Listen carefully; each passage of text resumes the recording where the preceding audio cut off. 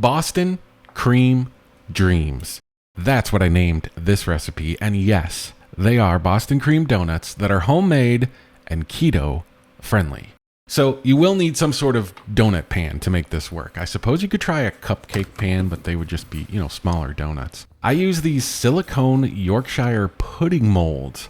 I figured these might come in handy down the road for other things, maybe cheesy biscuits, brownies, and I don't know, I'm thinking even some keto burger buns would be perfect for these. I will have a link in the description if you want to check them out. I think they're around $10, and it is an affiliate link, so I do get a small percentage of the sale if you do use the link. So let's go ahead and make what we're actually going to be putting inside these molds.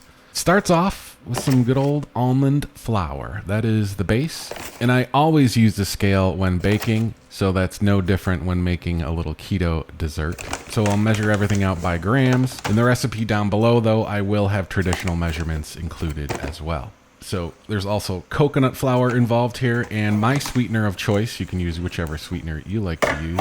Mine is allulose. I love allulose because it looks like sugar, textures like sugar, it browns really well like real sugar, and there's no weird aftertaste at all. Every sweetener I've ever tried, the aftertaste is just awful to me. So I'm swearing by allulose as my keto sweetener.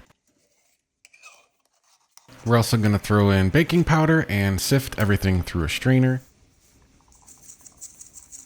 And whatever doesn't make it through, we'll just discard.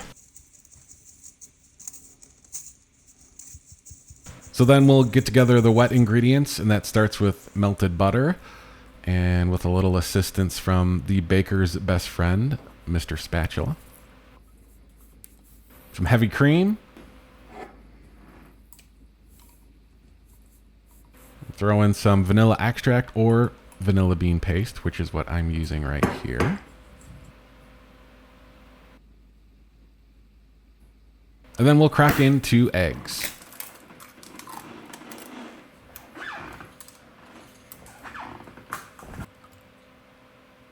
Whisk that all together until everything is nice and combined.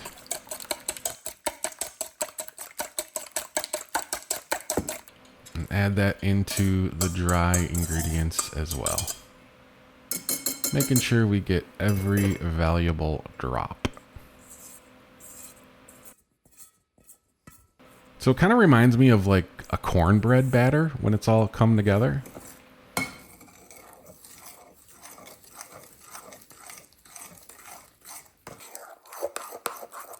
So we're going to cover that up and stick it in the fridge. Since we use coconut flour, we need to let that soak up some liquid before throwing it in the oven.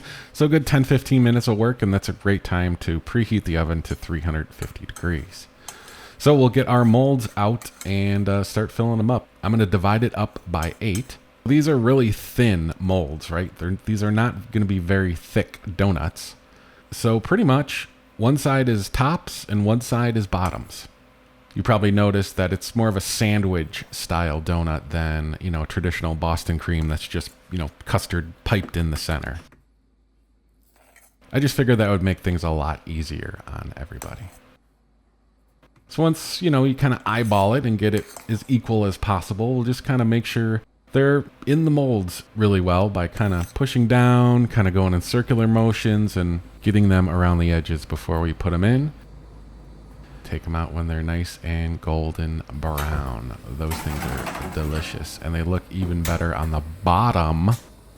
I'm flipping them over after about 2-3 minutes of cooling just so they're, safer to touch, just to get that bottom cooling off a little faster too, because we do want to stick these in the fridge and get them cold. And I told you that allulose as a sweetener browns up just like regular sugar. I mean, check out those bottoms. So while those are cooling off, we're going to make the next part, which is custard. And yep, I turned on the wrong burner. So I'll notice that in a few minutes. Still haven't noticed it, by the way. So we want the custard to cool in the fridge too. So we're just, kind of doing that right now as well, as I'm showing you that I'm going to use a thermometer to keep an eye on the temperature, which has not climbed at all because I still haven't noticed that the burner hasn't been turned on. One burner has been turned on, but it's the one cooking the spoon rest and the whisk right now. It took so long to realize the burner was off that these donuts are already cool enough to throw on a plate, wrap in plastic wrap, and stick in the fridge. So when you start to notice bubbles, it means you're heading in the right direction. And let's see, we got about 130 degrees. We want this to be about 175, but you'll notice it get thicker. As soon as it's thick, like custard, is pretty much when you want to pull it. But since it's a little warmer now, I'll add my sweetener. And again, going with some allulose. And we'll whisk that in. And then we'll just slowly bring it up to temperature, whisking quite frequently. And an optional ingredient you can add to it is xanthan gum, which is basically a thickener. And a little goes a long way with this stuff. So like a 1/4 teaspoon will be plenty for this little amount of liquid.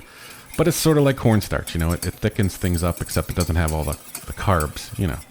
So as we get closer and closer to the target temperature, is 160 right now, you'll notice as you whisk, you'll see the bottom of the pan kind of peek through.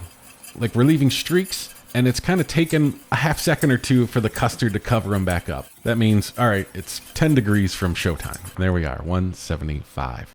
That's when I'm going to add some more vanilla bean paste. We're adding it right at the end so that way the heat doesn't kind of kill off the flavor.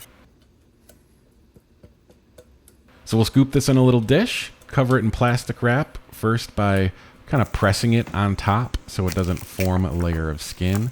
And then I'll wrap it again. We'll toss it in the fridge. Probably needs at least a good hour to chill completely. Now, I apologize. I thought the camera was rolling. I'm having a lot of difficulty this day turning on the wrong burners. I did not hit record. But anyway, I basically made the sandwiches, just spooned on some custard. You didn't really miss much. Now, final step, the chocolate. We're going to weigh out some Lily's dark chocolate chips. You could use milk chocolate if you want. Heat up our butter and our cream. Pour it over our chips and let it chill for like a minute before you start stirring. And it'll slowly start turning into like chocolate milk. And then eventually it'll turn into like Hershey's syrup. And then you know you're golden.